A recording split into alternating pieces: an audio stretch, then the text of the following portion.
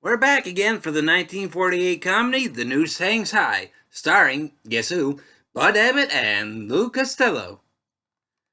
Now, Ted Higgins, Bud Abbott, and Tommy Hinchcliffe, Lou Costello, work for the Speedy Service Window Washing Company. But while they're taking one of their breaks, they are mistaken as employees of the Speedy Messenger Service by bookie Nick Craig, as played by Joseph Kalea, I think it is. Anyways, he sends them after $50,000 owed him by somebody else. But the guy ends up sending two thugs of his own after he gives them the money and gets the receipt. Ducking into another office, Tommy tries to mail the money to Nick, but without knowing, ends up sending him the wrong envelope. Nick is furious when he discovers that he'd made a mistake about them being Speedy Messenger Service. And he's very mad because he owes the money to one Julius Caesar, or maybe I should say JC, as that is really the only name that Nick knows him by, McBride, played by Leon Errol. He forces Ted and Tommy to stay in his office overnight, where he and his goons could watch them.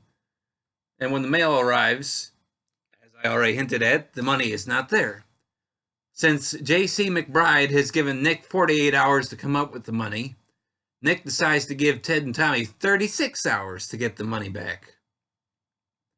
They find that Carol Blair, as played by Kathy Downs, got the money and spent most of it. They try to find ways to make the money back while also trying to reach out to J.C., convince him to give Nick more time, while also running into Julius Caesar.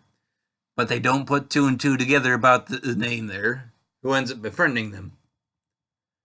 Now, at the time this movie was made, Abbott and Costello had it in their contract with the Universal that they were able to make at least one movie a year apart from the studio. And at this time, they decided to produce The Noose Hangs High themselves, and apparently remade the Universal-owned film For Love or Money. Now, essentially, with their own control, the movie ends up being more of a, not so much a plot as an excuse for them to do some of their various comedy routines without them interrupting the flow of the movie, as some of their previous Universal films have been doing. Now, within this movie, they have some of their comedy routines such as Mustard, Hole in the Wall, Mother and Father, Getting Arrested, and a few others. I certainly think the movie's fun enough. It's not one of their absolute best films, but I definitely say it's within the upper half on their films, in my opinion, and it's always worth a few good laughs. Now, this movie is available on Blu-ray and DVD from Classic Flicks. It is one of the first movies that I bought from this label, and was and remains at this moment the only film that I had actually heard of before they released it.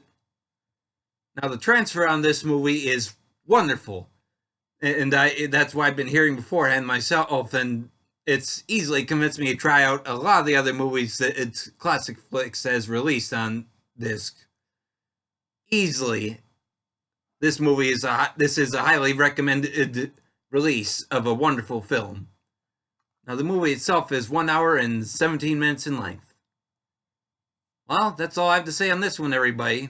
Thanks for tuning in, and I hope you'll be back soon for more.